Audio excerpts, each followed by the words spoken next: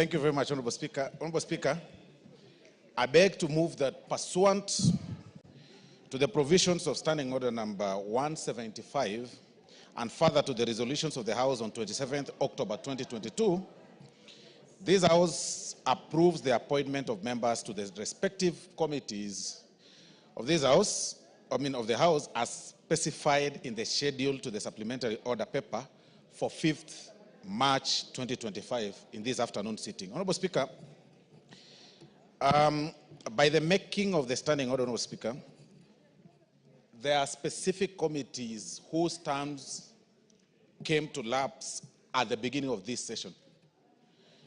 And even in this formation of the supplementary budget, the BPS and everything that has been going on, Honorable Speaker. Have you moved the motion? Yes, I have. You haven't? You say, I beg to move the following motion and read it as it is. Have you done so? I have moved, Honorable Speaker. Sorry, I was being talked to by some members. You did. Go ahead. I moved it.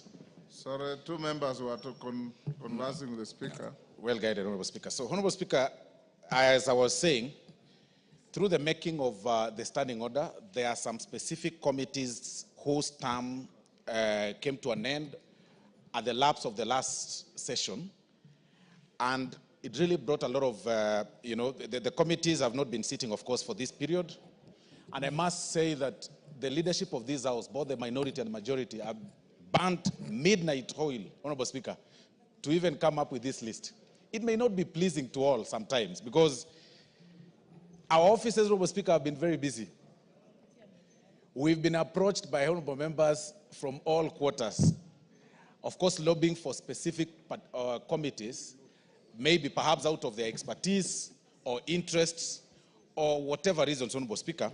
But I want to say this, that this House is very wealthy of very experienced and rich CVs, Honorable Speaker.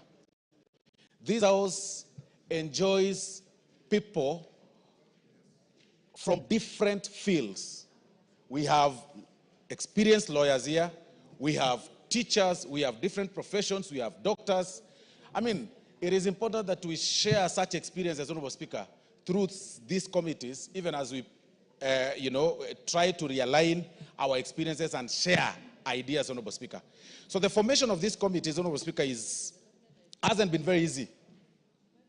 Hasn't been very easy, Honorable Speaker, because there are so many factors to look at when you're coming up with even a single name. When you pull one, you affect the other. There is a question of regional balance. There is a question of gender. There is a question of experience. There is a question of party politics. There is a question of coalitions. So it hasn't been very easy, Honorable Speaker. And the House leadership has met, if I count, Honorable Speaker, the House leadership has met more than 16 times in coming up with this list that we've seen here. That had we extended by a day, even this list that you see today here would not come here the same as it was yesterday. Because any name that you touch from this angle, it must affect a particular angle. And we did not really look at, when we were coming up, Honorable Speaker, with this list, we didn't look at this, what people could imagine perhaps that, political pronunciations outside there, political persuasions. It was basically on political affiliations, if you are Kenya Kwanza, like the standing order provides, or Azimio coalition. It was also on the question of gender. It was also on the question of regional balance, because you really can't have two or three. For example, the committee, Honorable Speaker, that really had a lot of interest, the committee of the budget and appropriation. I mean, over 90 members showed interest, Honorable Speaker, to be members of the budget and appropriation committee, which wasn't very, very easy, Honorable Speaker. It wasn't very, very, very easy. I mean, 90, yet the provision of the standing order only provides for 27, Honorable Speaker. So the only way one can balance such, Honorable Speaker, is through coming up with a formula. And that formula, as I've said, Honorable Speaker, is the regional issue, the question of gender, the question of political affiliation, and negotiations and counter-negotiations, Honorable Speaker. So this hasn't been very easy, and that is why we really urge this House to support this list as it is. But even as we move forward, Honorable Speaker, there has also been a lot of politics as far as the formation is concerned.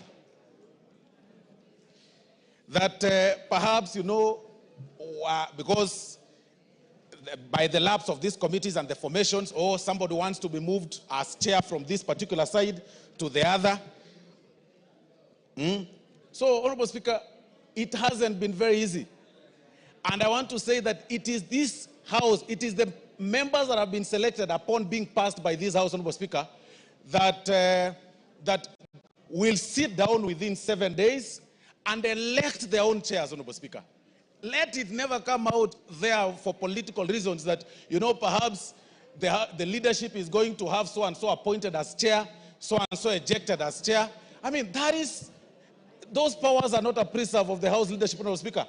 It is the prerogative of the members that sit in those committees to elect the chair that they want, Honorable Speaker, so that people don't use such for politics. If you lose elections in the particular committee that you've been placed, please do not blame particular leaders or bring the issues of politics and political persuasions, which are neither here nor there, Honorable Speaker.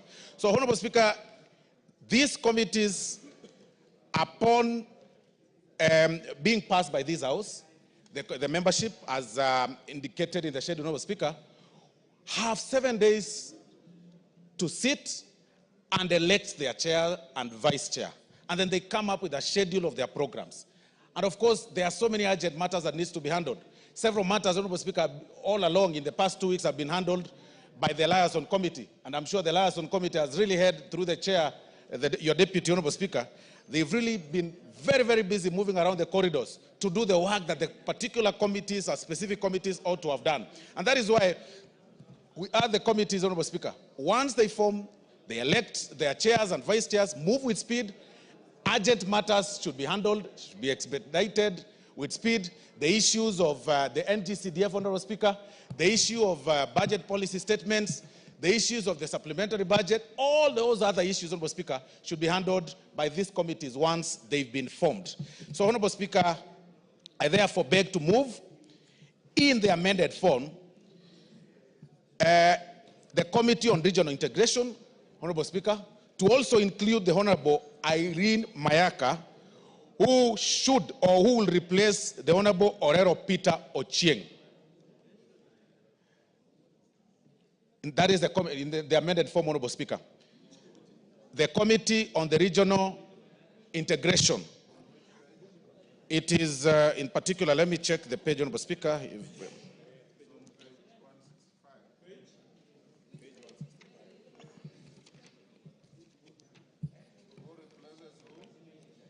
Let me just check, Honorable Speaker. Honorable Speaker, as I've said, this hasn't been easy. When we were moving this earlier, 165. Yeah, it is actually page 165, Honorable Speaker. Yes. Because when you try to move here, you affect the other one. So I move in the amended form. I had earlier moved as it appeared in the standing order, Honorable Speaker, but I want to move in the amended form that in the Committee on Integration, we include the Honorable Irene Mayaka to replace the Honorable Orero Peter Ochieng in that committee. I move, Honorable Speaker, and I request the most gracious minority whip, the Honorable Millie Odhiambo, to second. There can't be anything out of order. The motion has not been seconded. Irene? Sorry, not Irene, Millie?